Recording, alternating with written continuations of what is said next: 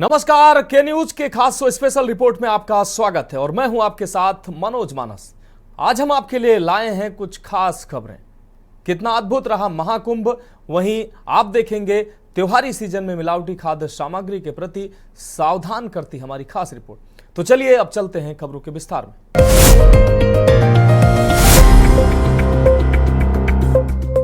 तो special report में पहली अहम रिपोर्ट की बात करते हैं। प्रयागराज में महाकुंभ चला 45 दिन। महाकुंभ कई मायनों में अद्भुत रहा। आपको बता दें कि महाकुंभ में 66 करोड़ से ज्यादा लोगों ने संगम में स्नान किया, जो अमेरिका की आबादी से 2 गुना है। दरअसल इस महाकुंभ के ऐसे कई महा रिकॉर्ड स्थापित हुए जो बेमिसाल हैं। इस बार महाकुंभ क्षेत्र 4000 हेक्टेयर में था। ये दुनिया के सबसे बड़े स्टेडियम का 160 गुना बड़ा था। पेश है ये खास रिपोर्ट। अद्भुत रहा महाकुंभ। आस्था के समागम महाकुंभ में आखिरी दिन करीब 1 करोड़ से ज्यादा श्रद्धालुओं ने संगम में स्नान किया। महाकुंभ पहुंचे श्रद्धालु और पर्यटकों में 50 लाख विदेशी भी थे।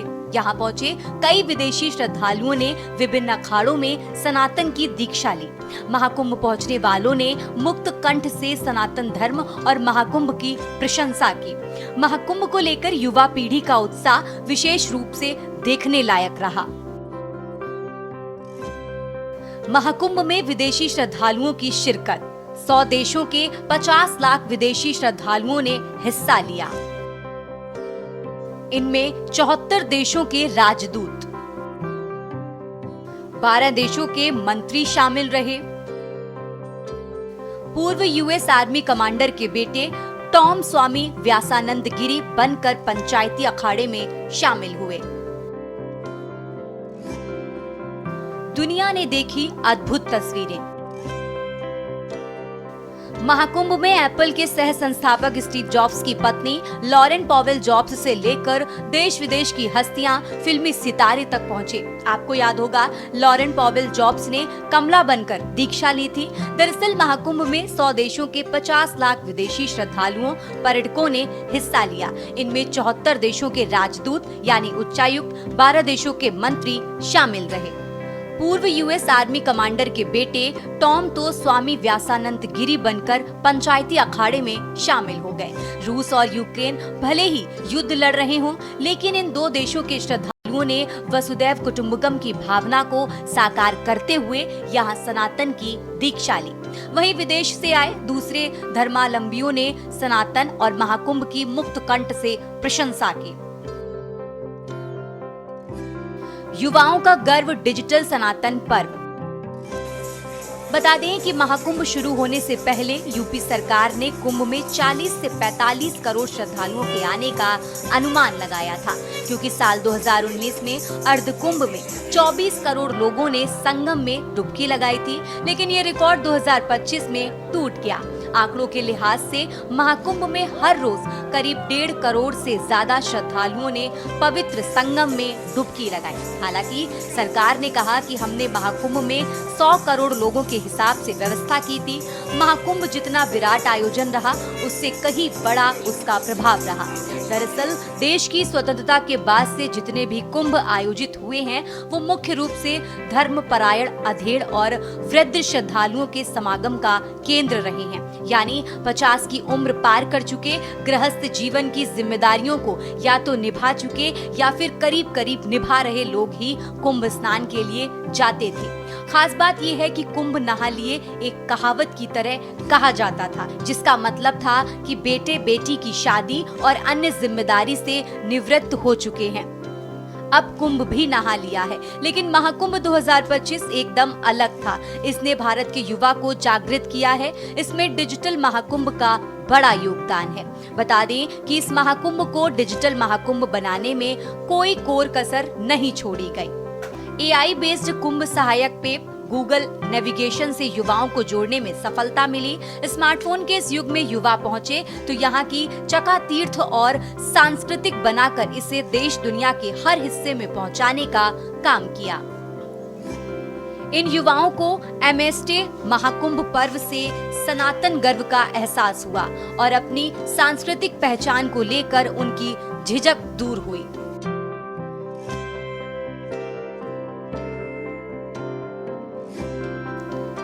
आयु वर्ग सहभागिता का आंकड़ा। महाकुंभ में 25 साल से 50 साल के बीच के लोगों की अभूतपूर्व उपस्थिति रही। इनमें किशोर नौजवानों से लेकर नौकरी और रोजगार में लगे नववयस्क शामिल हुए। विवाह के बंधन में बंधे नवयुगल से लेकर प्रौढ़ लोगों की भी पर्याप्त संख्या रही। उजागर हुआ धर्मनिरपेक्षता का थोथा ढोंग। युवा वो वर्ग है जो देश की दिशा तय करता है या फिर दिशा तय करने को तैयार खड़ा है। इनमें लाखों करोड़ों की संख्या में डॉक्टर, इंजीनियर, चार्टर्ड अकाउंटेंट, प्रबंधक, स्कूल टीचर, प्रोफेसर, वैज्ञानिक, पत्रकार, खिलाड़ी, अभिनेता, ट्रेडर और कॉलेज की छात्र छात्राएं शामिल हैं। इन सभी के हाथ में स्मार्टफोन थे। बता दें कि ये सभी लोग केवल संगम स्नान नहीं करना चाहते थे, बल्कि महाकुंभ में भक्ति के अमृत को अपने मोबाइल के लेंस से फोटो और वीडियो के रूप में सहेजने को आतुर थे। जाहिर तौर पर मोबाइल पर संजोए गए फोटो और वीडियो सोशल मीडिया साइट्स पर पूरे गर्व के साथ साझा की गई। बता दें कि ये वही नौजवान और प्रौढ़ सनातनी वर्ग है जो वर्षों तक अपने धार्मिक और आध्यात्मिक आस्था को प्रकट करने में हिचकता रहा। उसे ढककर और छिपाकर रखना चाहता था। धर्मनिरपेक्षता का थोथा ढोंग उसकी जीवन शैली का हिस्सा बन चुका था। तुष्टीकरण के चक्कर में कई बार अपनी सनातन संस्कृति का मजाक उड़ाने लगता था ताकि साबित कर सके कि वो धर्मनिरपेक्ष है। हिंदू आस्था का मजाक उड़ाना सोशल स्टेटस का पैमाना बनने लगा था।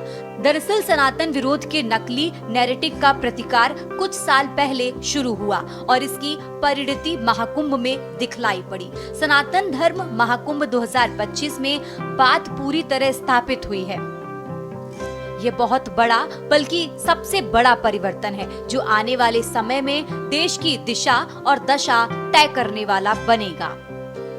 डिजिटल महाकुंभ ने युवाओं को जोड़ने में महत्वपूर्ण भूमिका निभाई है। कुंभ सहायक चैटबॉट, सीआर कोड आधारित जानकारियां, शौचालयों की साफ सफाई के लिए सीआर कोड आधारित व्यवस्था, गूगल मैप पर महाकुंभ नगरी और वहां होने वाले आयोजनों की जानकारियां, महाकुंभ नगरी में इंटरनेट के बेहतरीन signal, online bookings, flight connectivity, rail और रोड नेटवर्क ने युवाओं के उत्साह को दिशा दी है। महाकुंभ के आधुनिक स्वरूप के हुए दिग्दर्शन। वहीं महाकुंभ में आईआईटी बाबा, चश्मा लगाए नागा संत, गाड़ियों का शौक रखने वाले सन्यासियों के वीडियो सोशल मीडिया पर जमकर वायरल हुए। ये महाकुंभ का आधुनिक स्वरूप था जिसने युवाओं को आकर्षित किया है। बहरहाल महाकुंभ में 66 करोड़ से ज्यादा श्रद्धालुओं का शामिल होना दुनिया के लिए अविश्वसनीय घटना बन गई है। ये दुनिया का किसी भी तरह का पहला आयोजन रहा जहां 66 करोड़ से ज्यादा लोगों ने प्रत्यक्ष भागीदारी की। माना जा रहा है कि मानव इतिहास के किसी आयोजन में इतनी बड़ी संख्या में लोगों के सहभागी होने के प्रमाण नहीं है। ये संख्या सनातन धर्म को मानने वाले 110 करोड़ लोगों की आधी से ज्यादा है। वहीं महाकुंभ की पूर्णाहुति के बाद इस अस्थायी शहर का उजड़ना स्थानीय लोगों के लिए सदमे जैसा है। महाकुंभ के आसपास रहने वाले और प्रयागराज के सामान्य लोग और कारोबारी बेरौनक हो गए हैं। हालांकि महाकुंभ के दौरान इन स्थानीय लोगों को ही अपनी रोजमर्रा की जिंदगी से समझौता करना पड़ा था। स्थानीय लोगों को भारी भीड़ की वजह से दूध, सब्जी और जरूरी सामान मिलने में कई बार परेशानियों का सामना करना पड़ा। उनके कारोबार प्रभावित हुए। उनके घरों के बाहर हमेशा भीड़ लगी रहती थी, लेकिन अब सड़कों पर पसर रहे सन्नाटे से वो मायूस हैं। महाकुंभ की समाप्ति से इसके 45 दिनों की तुलना में हर तरफ वीरानगी महसूस की जा रही है। श्रद्धालुओं का हुजूम न होना और पहले की तुलना में खाली सड़कों से स्थानीय लोग मायूस दिख रहे हैं। उन्हें इन 45 दिनों के खत्म होने का मलाल है। बता दें कि भावुकता में कुछ लोग ये कहते सुनाई पड़ रहे हैं कि अब कौन पूछेगा कि संगम किधर है। प्रयागराज में रहने वाले हर व्यक्ति को कुछ कमी महसूस हो रही। दरअसल ये कमी महसूस हो रही है तो इसकी विशेष वजह है। महाकुंभ में भारी तादाद में श्रद्धालुओं के पहुंचने के मायने। अक्टूबर फेस्ट जर्मनी में लगभग 72 लाख पर्यटक आते हैं। रियो कार्निवल ब्राजील में लगभग 70 लाख पर्यटक आते हैं। हज मक्का में लगभग 25 लाख श्रद्धालु पहुंचते हैं। महाकुंभ के 45 दिनों में 66 करोड़ 30 लाख श्रद्धालु प्रयागराज आए। उत्तर प्रदेश की आबादी 25 करोड़ से दोगुने से ज्यादा लोग महाकुंभ पहुंचे। सनातनियों की आबादी करीब 110 करोड़। आधे यानी 55 करोड़ में से लगभग 10 करोड़ अधिक महाकुंभ पहुंचे। भारत और चीन के अलावा दुनिया के किसी भी देश की आबादी से ज्यादा लोग महाकुंभ पहुंचे। यूरोपीय संघ की आबादी 44 करोड़ 90 लाख से ज्यादा महाकुंभ पहुंचे। अमृत स्नान पर्वों का आंकड़ा। मकर संक्रांति 3.5 करोड़ से ज्यादा श्रद्धालु। मौनी अमावस्या 8 करोड़ से ज्यादा श्रद्धालु। बसंत पंचमी 2.57 करोड़ से ज्यादा श्रद्धालु। माघ पूर्णिमा 2 करोड़ से ज्यादा श्रद्धालु। महाशिवरात्रि 1.53 करोड़ से ज्यादा श्रद्धालु। बता दें कि महाकुंभ के दौरान पवित्र स्नानों में ही जितने लोगों ने पुण्य स्नान में हिस्सा लिया वो कई देशों की आबादी से ज्यादा है। हर दिन कोई ना कोई श्रवण कुमार की तरह बूढ़े पिता को तीर्थाटन कराते दिखा, तो कहीं बहू अपनी सास को पीठ पर लाद कर त्रिवेणी स्नान को जाते दिखी। कहीं बूढ़े दादा पोते को डुबकी लगवाते नजर आए। खास से आम लोगों तक ने अपनी भागीदारी से किस तरह महाकुंभ के रूप में दुनिया को अभिभूत कर दिया और सनातन आस्था का ये ऐसा मनोविज्ञान जो हर तर्क पर भारी पड़ा। महाकुंभ में जितने लोगों को प्रसाद बांटा गया वो भी अपने आप में कीर्तिमान है। स्पेशल डेस्क के न्यूज इंडिया।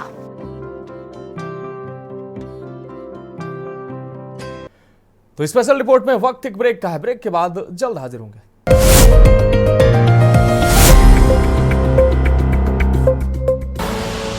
आप देख रहे हैं के न्यूज, खबरों का सारथी।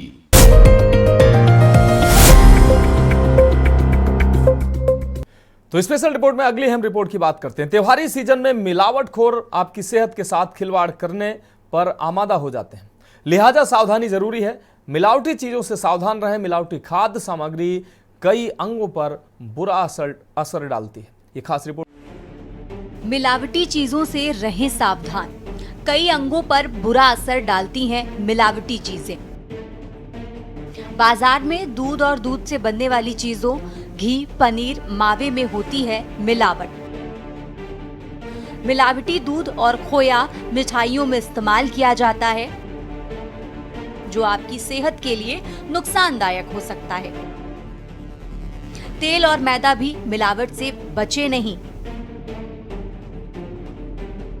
त्योहार नजदीक आते ही खाने पीने की चीजों की मांग बढ़ जाती है। ऐसे में खाने की चीजों में मिलावटखोरी भी बढ़ जाती है।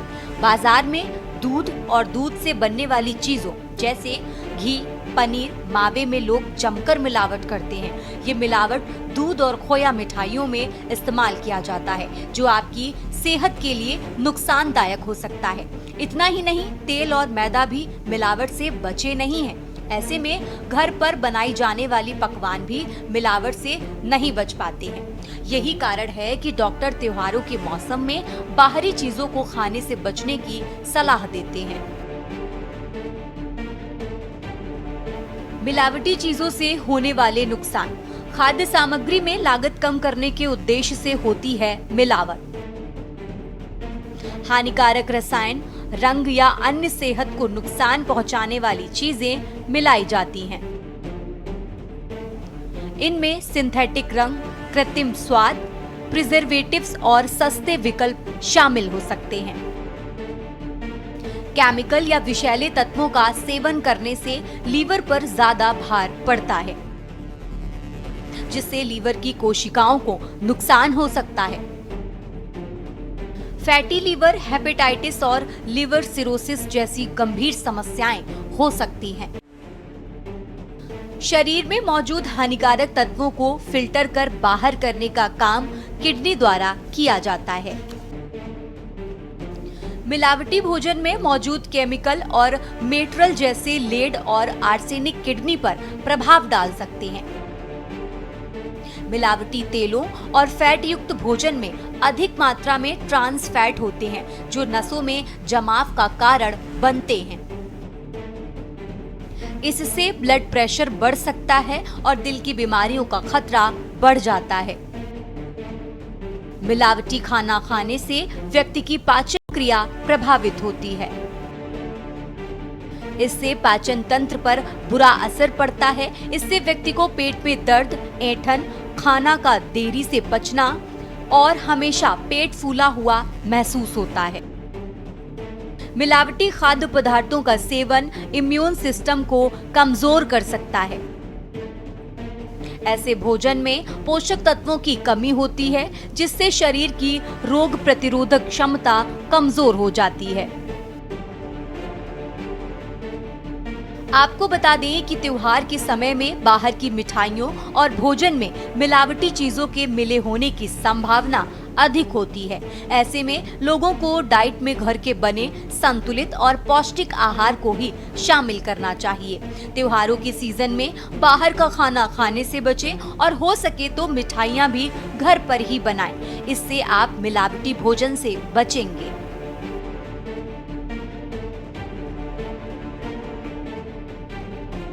इस तरीकों से करें नकली पनीर की पहचान।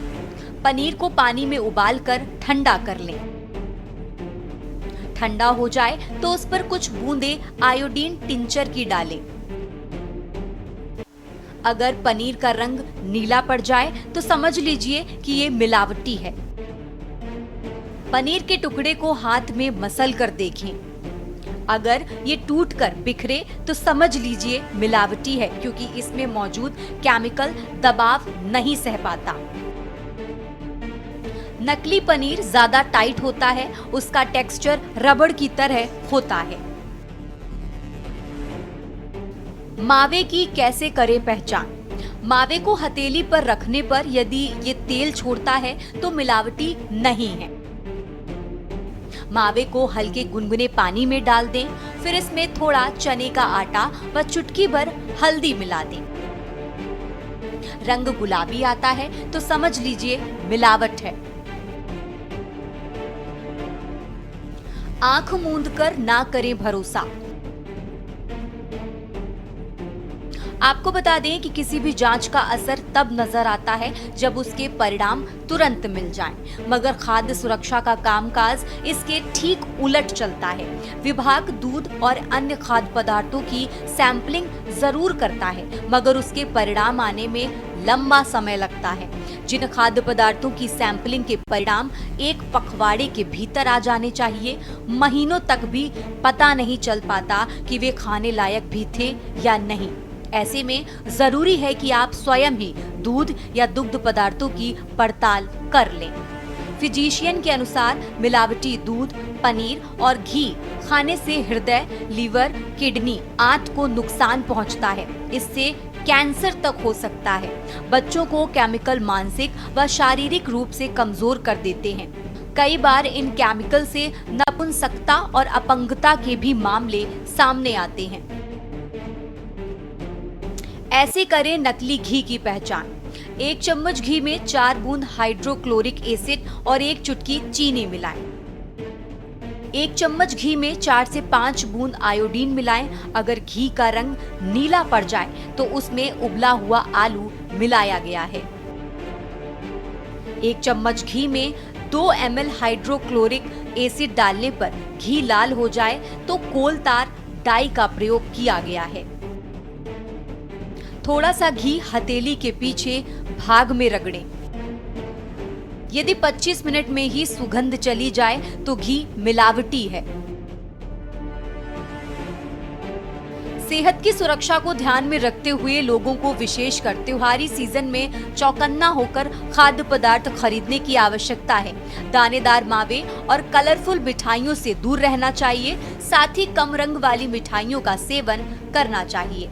स्पेशल डेस्क के न्यूज इंडिया। तो स्पेशल रिपोर्ट में आज के लिए मेरे साथ इतना ही। मुझे दीजिए इजाजत और आप देखते रहिए के न्यूज इंडिया।